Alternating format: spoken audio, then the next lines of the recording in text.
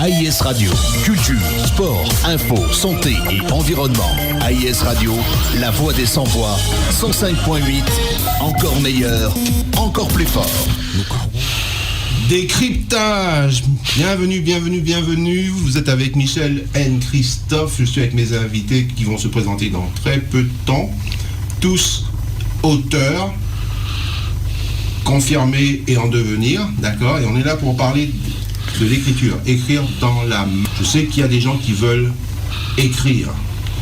Et nous sommes là pour vous inspirer, pour vous encourager, pour vous aider si possible. Vous pourrez nous appeler, nous comptons sur vous pour ça, au 06 90 18 42 03. 18 42 03. Alors, mes chers invités, il y a Iliac, il y a Darela et il y a Johan. Vous allez expliquer qui vous êtes dans quelques secondes, mais d'abord, ça veut dire quoi pour vous, écrire dans la marge? Qui veut commencer? Rodem. Bien sûr. Non, je sais pas, je peux... Écrire dans la marge, pour moi, ce serait écrire, mais de façon authentique, à l'extérieur des codes, de ce qu'on peut lire habituellement, de ce qu'on voit, de ce qu'on connaît. Et voilà, pour moi, ce serait ça, écrire, mais avec sa propre vision des choses, sans forcément se baser sur des règles. Voilà. Ça me plaît ce que tu viens de dire là. Qui veut ajouter quelque chose? Bon, déjà, la base, la marge de quelle page, j'ai envie de dire? S'il y a une marge, quelle est la page? La page, c'est l'écriture officielle, comme disait Darela. Si la marge, si la page c'est l'écriture officielle, la marge c'est l'écriture qui ne l'est pas. Et je pense que en tant qu'écrivain, y compris des écrivains qui n'ont pas encore osé écrire leur livre, ça commence toujours dans la marge intellectuelle, la marge de notre inspiration. Et à l'issue de cette inspiration-là, à la fin, il y a un produit, si on va au bout du processus, qui permet d'avoir sa propre réalité, son propre monde, et qui forcément est en marge du monde. Wow. Donc... que j'entends encore. Pour moi, écrire dans la marge, j'arrête pas de vous cette copie d'école où on a cette marge, où c'est écrit en rouge, etc. Donc c'est écrire dans la marge, écrire en marge, c'est tout ce qui va être autour de l'écriture finale. Et je peux pas m'empêcher de penser à tous ces petits post-it qu'on a écrits, tous ces bouts de papier qui ont été perdus, qui sont stockés, qui prennent la poussière. Et des fois, on a beaucoup plus d'écrits en marge que vraiment dans l'œuvre en elle-même. Super. Pour moi, écrire dans la marge, c'est écrire en dehors des codes établis. C'est être libre et faire acte d'autonomie dans ses choix. Ne pas suivre une ligne directrice particulière, une ligne éditoriale particulière. C'est faire ce qu'on a envie de faire. C'est déplaire à qui a envie de se sentir mal, c'est leur problème. C'est écrire de façon authentique et déranger, bousculer, parce qu'on est justement authentique. Alors, merci beaucoup. Maintenant, qui êtes-vous? Darela, qui es-tu? Darela, je suis préparatrice en pharmacie hospitalière de profession et passionnée de culture, de l'histoire de nos îles, de tout ce qui est afrodescendant. Qui suis-je? Au-delà de ça, j'aime dire que je suis messagère, du coup, parce que dans mes écrits, j'essaye toujours de transmettre un message en lien avec la culture et surtout qui pourrait aider maintenant, la Guadeloupe d'aujourd'hui, les jeunes tout comme moi qui ont maintenant soif de connaissances et voilà, c'est ce que je suis. En fait, tu n'écris pas pour écrire, pour faire de belles phrases, tu écris parce que tu as un message, tu as quelque chose à communiquer. Exactement. Ok, donc en fait, tu vas continuer d'écrire, si je comprends bien. Oui, à transmettre, oui. Parce que quand on écrit pour écrire, on n'a pas grand-chose à dire. Voilà, c'est ça, exactement. Tout le monde est d'accord, là. Oui, bien sûr, bien sûr. Alors, et qui es-tu, toi? Alors, Iliak Nolbas, donc moi je suis très très loin du milieu littéraire, si j'ai envie de dire, mais je suis un peu touche à tout. Donc je suis policier municipal en fait sur la collectivité de Sainte-Anne et je touche beaucoup donc aux arts visuels, que ce soit le cinéma, la peinture, le dessin et récemment l'écriture, parce qu'il me fallait un autre moyen d'expression, vraiment touche à tout. Donc dès que je peux, je mets les mains dedans, j'expérimente, je vois et donc là l'écriture en fait a été un bon moyen pour moi de m'évader, d'explorer, de voyager tout en restant à la maison. Parce que je suis un peu casanier quand même. Mais ouais, l'exploration, le voyage, pour moi c'est primordial. Faut qu'on décolle complètement quand on lit un livre. Et c'est beaucoup moins cher. Ah, c'est beaucoup moins cher. Ah, c'est clair. Ah oui. Ça se passe dans la tête, tout ça. Hein? Et toi, Que dire après tout cela? Je dirais que je sais pas quoi dire par rapport à ça. Parce qu'on a des identités, on a des identités multiples. C'est la raison pour laquelle j'ai envie de dire je suis chacun des personnages que j'écris. Parce qu'ils ont tous un peu de moi. Ça c'est clair. Hein, là qui parle, ça c'est Nathan Luce qui parle. C'est Nathan Luce qui parle. Là c'est le pseudo. J'écris parce que j'ai aimé lire. Parce que je dis souvent que la lecture m'a sauvé de l'ennui. Parce que j'avais plein d'idées et que le monde dans lequel je vivais ne m'offrait pas d'opportunité pour vivre ces idées-là. Parce qu'on était déjà dans des rails où il faut faire ci, il faut faire ça, voilà comment on doit vivre sa vie, c'est de cette manière qu'il faut procéder. Et moi, j'avais une réalité intérieure qui était différente. Et la façon de m'échapper de ça, ça a d'abord été par les livres des autres. Et ensuite, une fois que j'ai accepté que moi aussi, je pouvais écrire des livres et essayer d'être au moins à la mesure de ceux qui m'avaient procuré du plaisir, eh bien, j'ai commencé à écrire. La lecture t'a sauvé de l'ennui. De l'ennui. Complètement. Donc quelqu'un s'ennuie, tu lui dis, tu vas lire. Ouais. Excellent. Alors, maintenant, on n'est pas tous publiés, mais moi j'ai lu ton livre, même si personne ne le connaît, je le connais. Exact. D'accord? Et donc je sais que tu as une histoire assez puissante à raconter. Oui.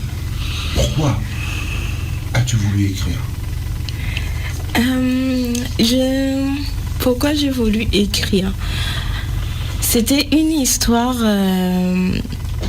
En fait, déjà, tout d'abord, mon prénom, c'est le personnage... Oui, et c'est ma maman, elle était en train de lire pendant qu'elle était enceinte de moi. Et elle m'a donné le prénom d'un personnage de livre. Donc, je pense que qu'il y a déjà eu quelque chose par rapport à ça. Et pourquoi j'ai eu envie d'écrire, c'était vraiment parce qu'il me fallait exprimer ou vraiment extérioriser ma tête pendant un petit moment. Il y avait toujours la même histoire qui me revenait et j'avais vraiment envie de la raconter, de la livrer au monde. C'est vraiment limite comme une obsession. Mais c'est vrai qu'elle revenait chaque fois, tout le temps. Et là, je me disais, mais... Enfin, qu'est-ce qui m'empêchait d'écrire un livre? Pourquoi j'écrirais pas un livre à ce sujet-là? Et surtout que l'histoire était vraiment toute prête dans ma tête. Donc, Attends, pour que je comprenne, parce que tu sais, les gens qui nous écoutent là, ils ont peut-être envie d'écrire aussi, et ils ne savent pas comment commencer. Donc tu es en train de nous dire qu'une histoire te revenait tout le temps, dans tes rêves, dans comment? Tu pensais à la même chose tout le temps? Comment ça se passe? Comment raconter ça? Je me rappelle du début de cette histoire. C'est que j'étais une fois à la fête des morts à Goyave, en train d'illuminer la bougie de ma grand-mère, la tombe. Et je décide en fait d'aller allumer une bougie sur une autre tombe qui était un petit peu abandonnée. Ça se voyait que ça faisait longtemps qu'il n'y avait pas eu de visite. Et en faisant cette action-là, tout de suite, l'histoire m'est venue. Je suis partie dans l'imaginaire, vraiment. Et je sais pas, j'ai juste allumé une bougie sur une tombe dont je connaissais pas qui était là, qui reposait. Et J'ai eu l'histoire, tout de suite. C'était le titre. Voilà, c'est ça. Exactement. Donc en fait, n'importe quoi peut déclencher une histoire. Voilà. Et ça s'est passé, j'étais jeune, c'était il y a 10 ans quand même. Hein. Je me rappelle, j'étais encore au lycée.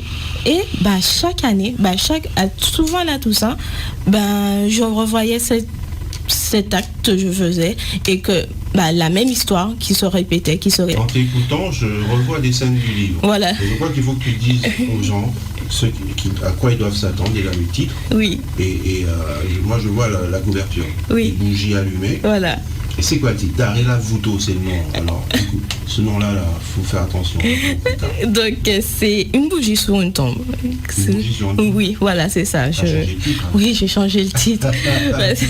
Je me suis... Parce que c'est vraiment l'essence, la source du livre, en fait. C'est vraiment quand j'ai posé cette bougie sur cette tombe que l'histoire s'est créée dans ma tête.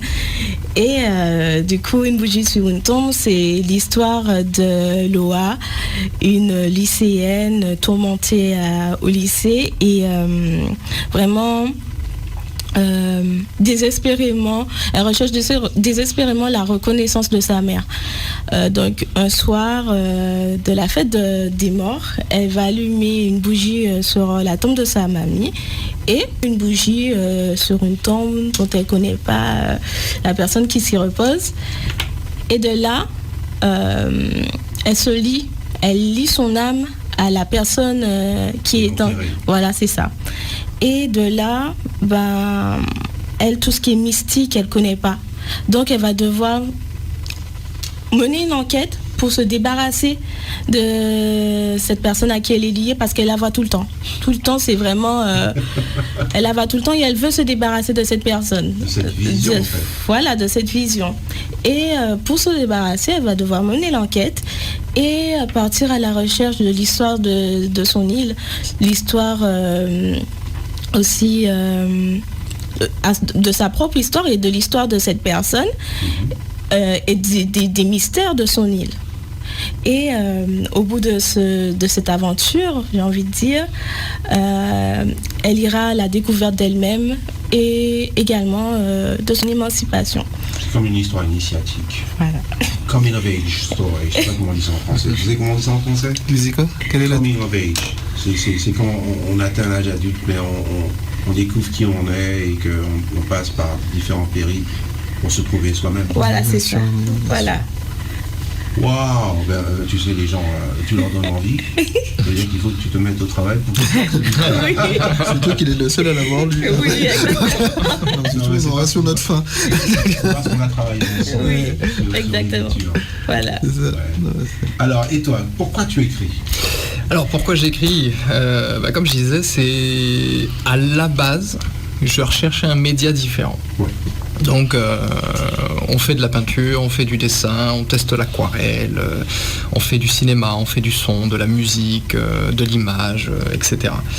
Mais il y a quelque chose qui ne va pas, c'est-à-dire qu'il me faut un média où ce que je vais pouvoir procurer au lecteur, à l'auditeur, ne sera pas déjà pré-mâché. Sur une œuvre, on va dire, visuelle. Quelque chose de tout à fait nouveau pour eux. Pas tout à fait nouveau, mais il faut qu'il fasse le travail. J'essaie de comprendre tout ça. En fait, il n'y a pas d'intérêt à l'imaginaire si tout est mâché, tout est présenté. Donc sur une, on va dire, sur une illustration par exemple, le rouge c'est du rouge, le bleu c'est du bleu, bleu pâle ça va être bleu pâle. Ce qui est intéressant avec l'écriture, c'est qu'au moment où on écrira la couleur bleue, le lecteur va s'imaginer la couleur bleue que lui préfère. Oui. Foncé, voilà, foncé, pastel, etc. C'est ce que j'aime dans l'écriture. Et si par exemple cette fameuse couleur bleue ne lui plaît pas, il passera au rouge. S'il en a envie, il passera au rouge. Son imaginaire fera le travail derrière. C'est ce qu'il me fallait un peu comme média. Donc, mais bon, l'écriture, c'était pas non plus. J'avais jamais mis les mains dedans. Donc pour le coup, c'est grâce à ma conjointe et à ma petite fille qui m'ont dit bah, écoute, écris, amuse-toi, fais ça pour toi, et puis après on verra. Et c'est vrai que j'ai commencé quelques écrits, au départ c'était juste une dizaine de pages. Et le fait d'écrire pour soi, sans pour autant que ce soit destiné à la lecture, on évite tout ce qui est bride, blocage. Ah oui, en fait on se censure plus. parce qu'on écrit pour soi. Finalement, il y a une petite lecture qu'elles font, puis elles me disent, mais écoute, il est peut-être temps que tu ailles un peu plus loin que tes 10 pages, parce qu'il y a peut-être matière à faire, il y a peut-être matière intéressante. 491 pages, ouais.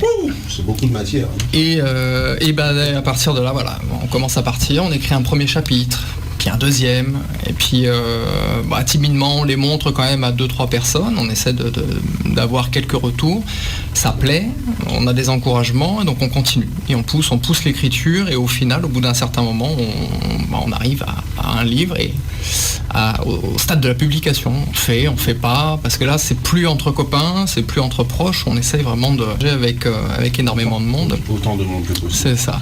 Donc on part vraiment sur une base de médias, et puis petit à petit on se découvre une passion, une envie, un exutoire, son petit coin à soi, où vraiment on se met dans sa bulle et on façonne petit à petit son univers, ses aventures, ses personnages, son ambiance et son identité en fait. Tu crées des mondes, toi. J'essaye. Tu fais du fantastique. C'est ça, donc de l'heroic fantasy. Plus précisément, comment de l'heroic fantasy. Heroic fantasy. Voilà, donc on est plus simplement dans du fantastique avec des choses étranges, inhabituelles, fantasmagoriques. On est vraiment dans de la quête, de l'aventure, de l'exploration. Donc comme je le disais, c'est vraiment on va aller chercher le voyage. Moi, c'est ce qui m'intéresse dans cette histoire-là. Et donc on démarre justement sur l'histoire d'un ancien mercenaire. Il y a un petit côté que j'ai eu pendant quelques temps aussi, où assez des conflits alentours, des guerres, etc., décide de se barrer, de vivre en autarcie. Donc il prend ses clics et ses claques, va en forêt et s'établit tout seul en autarcie. Donc c'était une de mes périodes où j'avais vraiment besoin d'être dans ma bulle, dans mon coin. Mais malheureusement, donc, comme le disait le collègue, on est sur des rails. Ce qui fait qu'à un moment, il est obligé de sortir de son état de quiétude pour pouvoir renouer, même si c'est temporairement, avec la civilisation. Et à partir de là, il met les pieds dans une quête, une aventure qu'il va devoir suivre malgré lui. Mais tout au long de l'ouvrage, que ce soit du début à la fin, il y a cette notion de libre arbitre. Comme j'étais à la base à écrire pour moi, oui. Je faisais des choix et ces choix avaient des conséquences. Donc chaque décision qui est prise au sein de cette histoire-là, cette notion de libre arbitre, et lors de l'écriture, il n'y a pas de limite. Si je me dis que le perso doit aller à gauche, il ira à gauche. Et quelles qu'en soient les conséquences, on avisera. Donc c'est ce que j'ai bien aimé dans ce processus à l'époque. Vraiment voilà, le libre arbitre, l'exploration, le voyage et rouler jeunesse. Et ça c'est essentiel dans une narration. Parce que si le personnage se comporte comme s'il n'a pas le choix, l'histoire cale. Elle n'est pas aussi intéressante parce qu'en fait on doit se projeter, parce qu'on sait très bien que on a tous le choix. C'est simplement qu'on n'assume pas forcément. Mais c'est ça la condition humaine. Et donc tu reflètes cette condition, même si c'est du fantastique, ce sont des dilemmes humains. Tout au long. Super, mais moi je vois 491 pages, je vois une couverture super colorée. Tu fais des couvertures toi-même? Je fais la couverture moi-même, donc sur ordinateur, donc digital painting, avec un démarrage au crayon, un ancrage. Donc mais tu sais, quand j'ai fait ton livre la première fois, je regardais, j'ai cherché des défauts pour voir s'il était bien fabriqué. Et je me suis rendu compte, et j'étais content de m'en rendre compte, qu'il était super bien fabriqué. Je veux simplement mis ça en évidence. Un titre plus voyant. Je ne sais pas comment tu as fait pour tomber si pile sur ce qui fonctionne. Tu as comparé, qu'est-ce que tu as fait? Un bon entourage. On compare effectivement, j'ai une phase de comparaison avec des romans du même type d'univers. Des éditeurs que j'aurais voulu un jour rencontrer, et selon le format, donc je commence à travailler dessus, histoire d'avoir un format concret, et donc j'ai une amie, Bérénice notamment, qui m'a donné un petit coup de main sur tout ce qui était mise en page. Donc quand ça n'allait pas, elle me disait recadre un peu par-ci, recadre un peu par-là, quelques idées, et finalement à force de travail et c'est ça qui m'a convaincu après j'ai pas tout lu, mais j'ai lu pas mal de pages. Et c'est la présentation qui m'a convaincu que franchement tu professionnalisais ton écriture. Comme je le disais, c'est au-delà de l'écrire pour soi, quand on est à la maison, c'est au moment où on décide de publier, on le publie pour les autres. Et donc on a un devoir de respect minimum déjà pour les autres, et on a le devoir, oui, de produire quelque chose qui soit concret et propre. On est complètement d'accord sur ça. Et toi, qui es-tu? Alors, avant de dire qui je suis, je vais mettre en perspective les liens qui nous unissent. Quelque part, nos trois univers. Parce que Darila, tout à l'heure, elle a parlé de la bougie sur la tombe. Enfin, moi, j'y vois une symbolique. C'est une renaissance. Oui. C'est sur une tombe où il y a un mort, jaillit une lumière qui va apporter un éclairage. L'éveil du feu d'Iliac, que je n'ai pas encore lu le livre. L'éveil du feu d'Iliac, c'est, pour moi, je vois ça comme une révélation intérieure. Bon, je n'ai pas lu le livre, mais voilà, je le vois comme ça. Je vois le dragon, c'est le feu intérieur qui sort et se dévore en tant que créatif. Et si on ne le met pas à l'extérieur, il nous consume de ne pas l'avoir utilisé. Wow, c'est quand même. Il fallait que ça sorte. Voilà, il faut que ça sorte, et on l'a tous en nous, quels que soient les talents. Il y a parlé tout à l'heure de peinture, tout ça. Tous les artistes, même si le terme peut être galvaudé, ils ont ce feu qu'ils doivent exprimer, non seulement pas seulement pour nous, parce que je pense à ceux qui nous écoutent, mais ceux qui n'osent pas écrire. On a parlé de post-it, on a parlé de réalité intérieure, mais ceux qui n'osent pas écrire, il faut déjà commencer à écrire pour soi. Et suite, à partir du moment où on veut professionnaliser sa démarche, comme quand on va à un rendez-vous avec une personne qu'on aime, on ne va pas s'habiller comme si on allait attacher les bœufs, c'est pareil, on présente un produit qui va plaire aux autres. C'est comme ça. Donc bon, alors qui je suis, moi, quand j'ai écrit Le Vieux Nègre, je sortais d'exil économique en France. Je dis exil économique. Je disais exil économique en France parce que, à mon époque, moi j'étais un littéraire à la base, que le livre ça m'a sauvé de l'ennui. Et deux orientations s'offraient à moi à l'époque, c'était droit ou sciences éco. Voilà. Une fois que c'est dit, j'ai connu. Ouais. Donc je suis parti, je me suis dit, bon, quitte à faire droit et sciences éco, je vais céder à une de mes passions qui est le foot. Je vais vraiment tenter une carrière professionnelle. Donc je suis devenu footballeur professionnel pauvre, et donc c'est important de citer la différence. C'est possible ça? Oui, oui, parce qu'il y a dans toutes les divisions, il y a des professionnels jusqu'en 3e division, et c'est pas tous Messi, c'est pas tous Mbappé, c'est pas tous Ronaldo, d'accord? Et ce qui m'a porté quand j'ai écrit Le Vieux Nègre, c'est que je me suis dit, écoute, je suis tombé sur un dessin animé qui s'appelle Bugs Bunny. Je regarde Bugs Bunny, je me dis, mais Bugs Bunny en fait, ce serait pas un peu complet lapin et adapté à l'américaine? C'est ce que je veux dire. Et je vais rechercher des trucs et je me rends compte qu'il y a beaucoup de contes africains devenus des contes antillais qui ont été américanisés, y compris dans les pays complets. Je me suis dit, on a une culture qui est phénoménale. On a un métissage qui est phénoménal. On a des talents qu'on n'utilise pas nous-mêmes, mais que tout le monde voit. J'ai envie de reprendre les contes antillais, mais de leur donner une modernité, une complexité de personnages. Parce que je pense qu'ils ont été édulcorés pour qu'on ne se rende pas compte de la puissance de ce qu'on a. Wow. Et donc, Le Vieux Nègre, c'est l'histoire de... Je fais le teasing rapidement. Oui, Le Vieux Nègre 1, Le Vieux Nègre 1, Le Vieux Nègre 2. Ouais, le 2 qui sort, c'est... Le Vieux Nègre a créé le monde dans un roulement de tambour et un verre de rhum. Et puis, comme il est un joueur de Grande D, comme mon grand-père, mon défunt grand-père, paix à son âme, il a perdu le monde des hommes. Donc, les personnages de conte sont exilés sur une île. Et l'île commence à rétrécir parce que le Vieux Nègre, il est vagabondeur, il va draguer les étoiles, il va essayer de séduire les étoiles. Mais pour sauver leur île, ils doivent venir dans le monde des hommes le retrouver. Il y a beaucoup de symboliques qui rentrent en ligne de compte dans cette affaire-là. Mais le message que j'ai voulu transmettre, c'est qu'on a une culture puissante. C'est pas une culture qui doit rester résiduelle, tournant autour de son propre nombril. C'est une culture qui doit conquérir par l'héroïque fantasy, qui doit conquérir le monde. Et c'est ça. On a la base pour le faire. On a des talents. Moi, j'ai imaginaire. Donc à nous de le faire. Donc l'idée c'est ça. L'idée c'est d'allumer la lumière en fait, comme tu l'as dit. C'est ça l'idée. Il faut l'allumer. Attends, mais ça c'était l'idée derrière le Vieux Nègre, premier tome. Oui, le Vieux Nègre, premier tome. Alors, je peux attiser parce qu'il y a une fin surprenante, c'est un peu la marque de fabrique. Et le deuxième, c'est la Ritournelle Belle, c'est la revanche du premier tome. Et il est disponible déjà. Hein. Il est disponible sur Amazon déjà. Dis à tout le monde comment. Ah oui, parce que le premier, il a été édité chez Azor. Comment l'obtenir? L'obtenir sur Amazon. On va sur Amazon, on commande le Vieux Nègre 2, la Ritournelle Belle. Nathan Luce, c'est mon pseudo. Parce que bon, faut sortir des rails, mais en même temps on a une vie, donc il faut essayer de séparer les deux pour éviter des interactions négatives. On vit dans le monde dans lequel on vit. Et voilà, ça parle de nos contes, mais de façon adulte. Est-ce que les gens peuvent te contacter pour avoir une copie?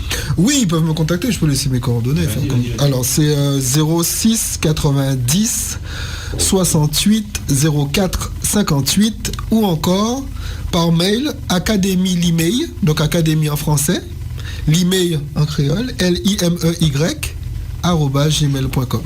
Et là, tu pourras leur vendre. Et là, je pourrais leur vendre de main à main avec une dédicace et un échange. Ils peuvent télécharger le livre aussi. Ils peuvent aussi le télécharger en Kindle, en effet, sur Amazon, pour ceux qui aiment la dimension digitale, et sachant qu'on est souvent des amoureux du papier, mais bon, c'est comme ça.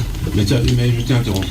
Non, je sais plus ce que je disais. Donc la Ritournelle Belle. Oui, la Ritournelle Belle, c'est...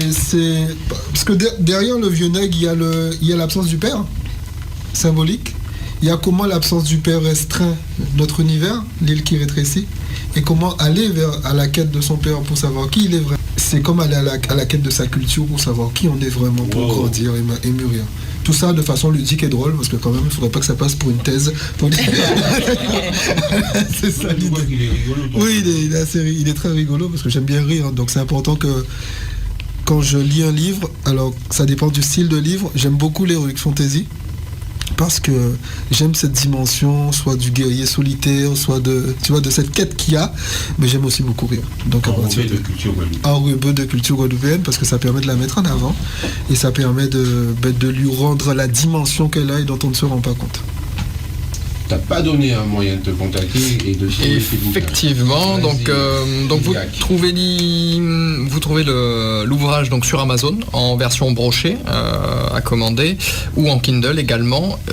Sinon sur le site internet donc dimitrisablon.com, donc avec un Y, Dimitri. Eh oui, maman, les Y. Et donc à partir de là, vous avez un portail, soit pour aller consulter, voir les différents travaux, illustrations, etc. Et un autre portail qui est réservé aux livres, où vous allez pouvoir donc commander ou m'envoyer un email, voir l'avancement du deuxième tome, etc. C'est un pseudo? C'est un pseudo. Il n'y a que moi qui ne me cache pas alors. En fait, ce que tout le monde ne voit pas tout de suite, et c'est ce que j'aime bien aussi avec ce petit challenge qu'on s'est donné avec ma conjointe. Donc si on retourne le livre, et il y a beaucoup de petites anecdotes comme ça dans l'ouvrage. C'est ton nom en fait. En fait, voilà, vous avez Sablon, donc c'est le nom de famille, et Kylie, c'est le nom de ma petite fille. Je me disais qu'il y avait un truc. Voilà. Donc il y a beaucoup de termes qui sont utilisés dans le livre, pareil, qui ont été inversés, retournés. Oui, en fait, il y a différents niveaux de lecture. C'est ça. Incroyable. Donc, et puis dernier moyen donc pour obtenir le livre directement, donc en contactant par 6 90 00 49 92. Super. Alors moi je sais que Nathan Luce a d'autres livres, parce qu'il m'en avait passé un qui n'a pas été publié, qui n'est pas sorti, qui est énorme aussi comme le tien. Et donc ça veut dire qu'il écrit depuis très longtemps, il n'a pas publié tout ce qu'il a écrit. On fait une pause ? Appelez-nous au 06 90 18 42 03. On revient bientôt. Bye. AIS Radio, culture, sport, info, santé et environnement. AIS Radio, la voix des sans-voix, 105.8, encore meilleur, encore plus fort.